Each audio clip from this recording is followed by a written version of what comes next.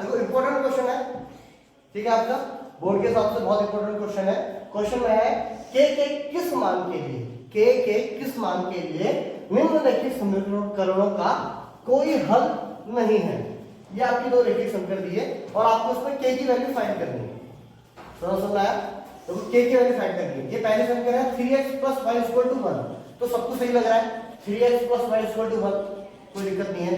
जब नीचे वाले समीकरण में आपने देखा तो आपने देखा कि 2k - 1 x + k - 1 y = 2k + 1, यानी यहाँ ये a अगर ये a1 b1 c1 है तो ये a2 b2 c2 है, नहीं a2 b2 c2 है।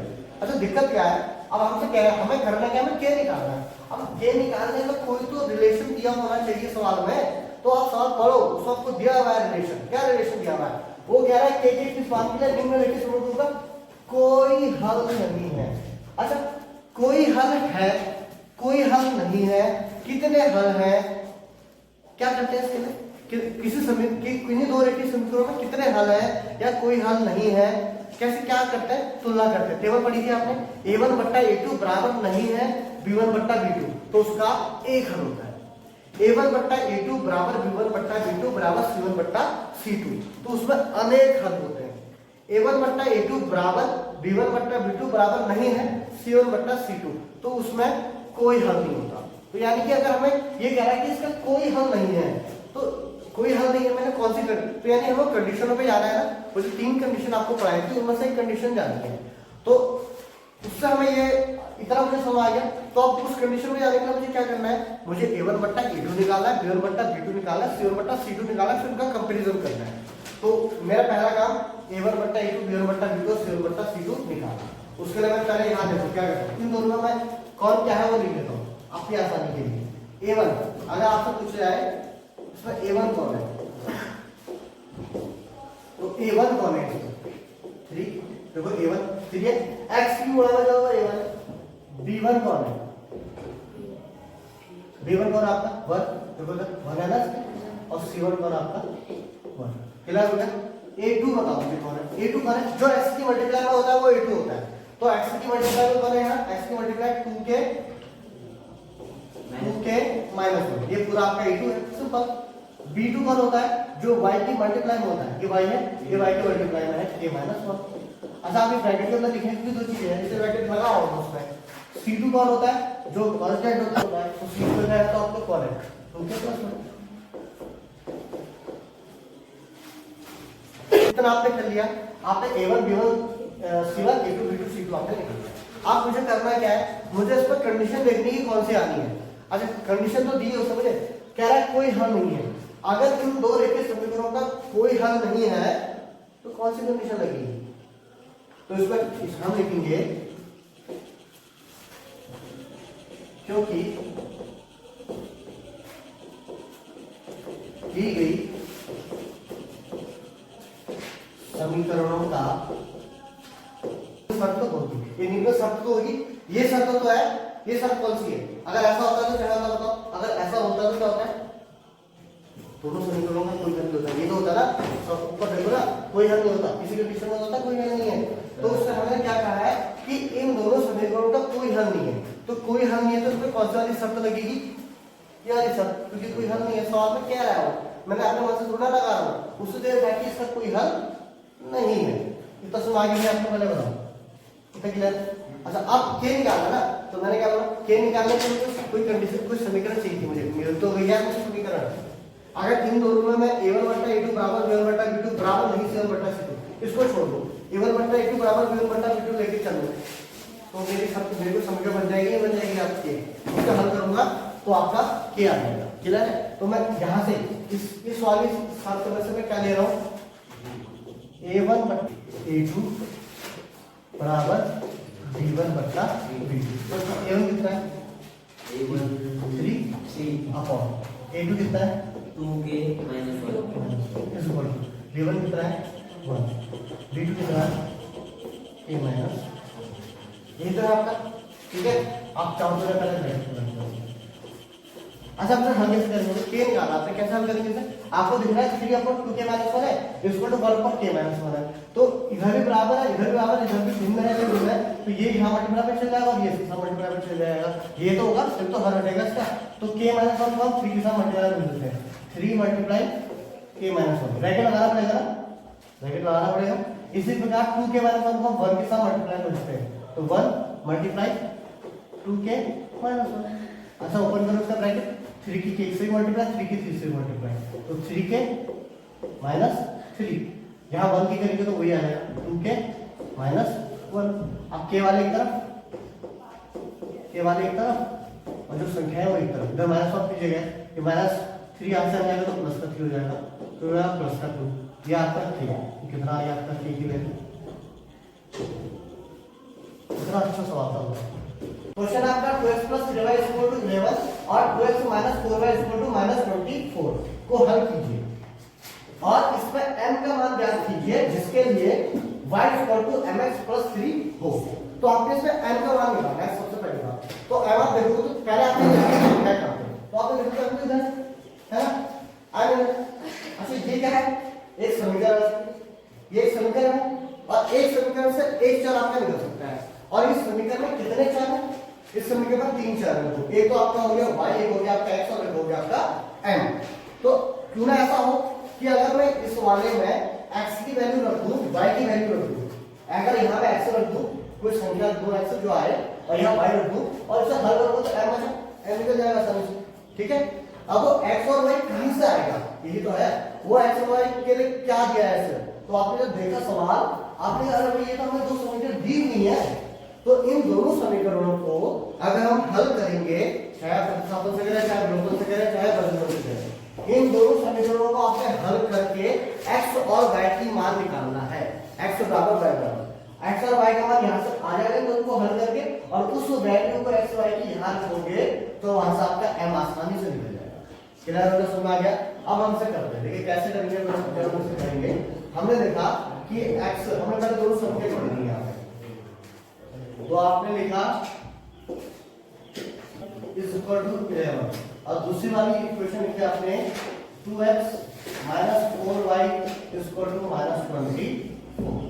तो ये है आपकी 1, ये आपकी 2, ठीक है। इन दोनों को बहुत देखो ना, ये ज्यादा कुछ लिखने की जरूरत नहीं, भाषा में ज्यादा लिखने की, आप लोग सीधा क्या कह सकते हो कि मुझे इन दोनों में सबसे पहले क्या चाहिए होता है? विलोपन विधि से हल करते हैं, ठीक है। विलोपन विधि तो बढ़िया विधि से हम हल कर रहे हैं, तो इसके लिए हमें क्या चाहिए? कोई एक चर, कोई एक पद चाहिए x या y जिसका गुणांक समान हो। तो वही हम पहले से है x है, इसके गुणांक में 2 है, यहाँ x के गुणांक में 2 है, समान पहले से ही है। तो अब इन दोनों को या तो जोड़ा जाएगा या घटाया जाएगा, है ना। तो जब जो पद समान होता है उसके चिन्ह अगर एक जैसे हो तो वो जोड़ के काम नहीं बनेगा, आपको यहाँ घटाना पड़ेगा। जब आप घटाओगे तभी तो आप इसका चिन्ह चेंज करोगे। ये प्लस का है, अब ये माइनस का हो जाएगा, ये प्लस का है माइनस का हो जाएगा, ये माइनस का है प्लस का हो जाएगा, और ये माइनस का है तो ये प्लस का हो जाएगा। तो आपके घटाएंगे, ठीक है। तो आप क्या करेंगे? समीकरण एक व दो को घटाते हैं, क्या करते हैं? घटाते हैं, ठीक है। तो घटाते हैं तो आप कितना आएगा? रूट में से प्लस का कैंसिल हो गया, फिर आपका क्या बचा? प्लस का 3 और प्लस का 4, तो प्लस का 3 प्लस का 4 आपका प्लस का 7 इज इक्वल टू, ये आपका प्लस का 11 और ये भी आपका प्लस का 24 हो चुका है। तो 4 और एक आपका 5 और 2 और 1 आपका 3, तो 35, तो और ये प्लस का ये, तो आपका 35 और 7, तो ये हो गया आपका 5, तो y की वैल्यू क्या आ गई आपकी? 5 y निकला इससे। अब आपको x निकालना है, तो x की वैल्यू कैसे आएगी? भाई जो y का मान है किसी भी समीकरण में या इसमें तो या इसमें तो आपका क्या आ जाएगा? x आ जाएगा। तो हम क्या करेंगे? y का मान समीकरण एक में रखते हैं, तो y का मान समीकरण एक में रखिएगा। तो उसके लिए पहले क्या करो? समीकरण एक को उतार लेते हैं हम लोग, यहाँ पे ये लिखे हमने समीकरण एक उतार लिया। अब इस बात में y का मान रखना है, y का मान है क्या? आपने देखा तो y का मान तो आपका 5 आ चुका है, तो आपने यहाँ क्या रखा? 2 अपनी जगह, x अपनी जगह, प्लस अपनी जगह, 3 अपनी जगह, मल्टीप्लाई और यहाँ पे 5 इक्वल टू 11, ठीक हो गया। अब आपको इसे सॉल्व करना है, ये हो गया 2x plus 5 theta 15 is equal to 11। तो 2x is equal to 11 minus 15 तो होगा 2x इज इक्वल टू ये होगा आपका माइनस का 4। तो x is equal to minus 4 upon 2 x is equal to ये मल्टीप्लाई में है ना यहाँ की डिवाइड चल जाएगा तो थीटा 4। तो x आपका आ गया माइनस का 2। तो y इक्वल टू आपका 5 है, x इक्वल टू आपका माइनस 2 है। इन दोनों वैल्यू का हमने क्या करना है उठा के इस इक्वेशन में रख देना है। y equal to x plus 3 है तो वहां से आपका क्या निकल जाएगा आई निकल जाएगा। ठीक है तो हम mx प्लस 3 ठीक। तो हम यहां पे लिखेंगे y का मान y equal to mx plus 3 में रखते हैं। ठीक है तो आपने mx प्लस 3 में रख दिया। यहाँ पे क्या है y क्या निकला आपका y आपका जो निकला है वो निकला है आपका 5 और ये x निकला आपका माइनस का 2। तो y इक्वल टू आपका 5 और x इक्वल टू माइनस का 2 है। तो ध्यान रखना m गुणा x है बीच में क्या है यहाँ पे गुणा मल्टीप्लाई है तो m मल्टीप्लाई माइनस का 2 है। उसको ब्रैकेट में रख देते हैं ये प्लस अपनी जगह और ये 3 अपनी जगह। कितना क्लियर है। इसके बाद आप क्या करेंगे देखिए सर आप लोग क्या करेंगे इसके मल्टीप्लाई है तो ये तो पूरा एक बात है इसको भी नहीं छोड़ो उसको भी ऐसे रह दो। ये प्लस का 3 है तो जो प्लस का 3 है इसको यहां भेजो आप पहले। ठीक है तो ये का 5 को अपनी जगह पे ये प्लस 3 इधर आएगा माइनस 3 हो गया और यहां क्या बचा m मल्टीप्लाई माइनस का 2। तो 5 से 3 का आपका है 2 2 equal to m multiply minus का 2। अब ध्यान रखिए m निकालना है आपने तो ये जो माइनस 2 है ये मल्टीप्लाई है तो जो चीज गुणा में है बराबर के तो बराबर को उधर जाके भाग में चली जाती है। तो माइनस 2 यहां जाएगा तो आपको हो गया 2 अपॉन माइनस 2 और साथ सॉल्व करो तो m की वैल्यू आ गई आपकी माइनस का 1 2 बचा 2 हो गया आपका और माइनस 1। तो देखिए एक सवाल आपका दो संख्याओं का अंतर है। सवाल आपका दो संख्याओं का अंतर 26 है। अंतर 26 है। ठीक है एक संख्या दूसरी संख्या की 3 गुनी है। एक संख्या है वो दूसरी संख्या है तो उसकी 3 गुनी है। तो संख्या ज्ञात कीजिए। अब भाई ये ऐसा है भाषा के सवाल है तो उसको अगर आप भाषा पढ़ सके बहुत अच्छी तरह से तो हम सवाल को बड़ी आसानी से कर सकते हैं। तो उसके बाद हमें संख्या माननी पड़ेगी है ना। तो हम संख्या मान लेते हैं। क्या मानते हैं भाई हम संख्या हम मानते हैं संख्या क्या है दो संख्याओं का अंतर 26 है। तो दो संख्याओं का अंतर 26 है तो एक संख्या को मानते हैं x मानते हैं माना पहली संख्या। अच्छा इसको आप ये सॉल्व करो ना इसको हम करते हैं हां हमारा पहली संख्या x ठीक है और माना दूसरी संख्या क्या ले लेते हैं y कितना बेटा। अच्छा स्वामी ने करा प्रश्नानुसार देखो पहले बात मुझे एक चीज बताओ इस सवाल में हमेशा आप इसे समझना जब भी ये भाषा वाले सवाल होंगे इसमें हमें दो चर माने x और y है ना। तो दो चर माने तो उसमें दो संख्या दी होनी चाहिए इनको हल करने के लिए। दो संख्या का मतलब है दो आपको भाषा पढ़नी है आपको दो बार भाषा दी होगी कोई दो बार रिलेशन दी होगी दोनों में। तो पहला रिलेशन क्या दिया होगा पहला रिलेशन प्रश्नानुसार दो संख्याओं का अंतर 26 है। अंतर मतलब बीच में माइनस है। तो हम मान लेते हैं प्रश्नानुसार दो संख्याओं का अंतर कितना है 26 है। ये हमने मानी पहली संख्या कोई दिक्कत है क्या है। अब दूसरी क्या है देखो ये तो हमने एक संख्या बनाया अब एक भाषा और दी उसमें क्या दी है एक संख्या दूसरी संख्या की 3 गुनी है। एक संख्या दूसरी संख्या की 3 गुनी है यानी कि x y का 3 गुना है y x का 3 गुना है। अच्छा आप कैसे पहचाना कौन सी इसका 3 गुना है। पहली बात देखो एक संख्या दूसरी की 3 गुनी है तो हमेशा क्या होगा अगर x y का 3 गुना है तो x बड़ा होगा है ना। तो देखो मैं यहाँ पे क्या कह रहा हूँ यहाँ पे दो चीजें हो सकती हैं। यहाँ पे दूसरी संख्या क्या बन सकती है एक संख्या दूसरी की 3 गुनी है। ये तो मतलब हुआ एक संख्या यानी कि x दूसरी यानी कि y की गुनी मतलब 3 गुनी गुणा 3 तो 3 गुनी ये तो लोग संख्या। अच्छा यहाँ पे तो चलो ठीक बन गया ठीक है पर बच्चे गलती कर सकते हैं कैसे। यहाँ पे मैंने x अगर मैं पहली संख्या को y मानता दूसरी को x मानता तो अगर मैं y माइनस x लिखता तो यानी संख्या नहीं गलत है क्यों हो जाती। आप ये समझो कि x y का 3 गुना है तो यानी कि x बड़ा होगा इस अगर कोई बच्चा कहता है कि मैं इसे ऐसे लिख रहा हूँ, एक वो कह रहा है कि एक संख्या दूसरी की 3 गुनी है, एक संख्या है, तो उसे ले लिया y इसका 3 गुना है, तो ये गलत बात है। क्यों गलत है? इसके हिसाब से गलत है। क्यों गलत है?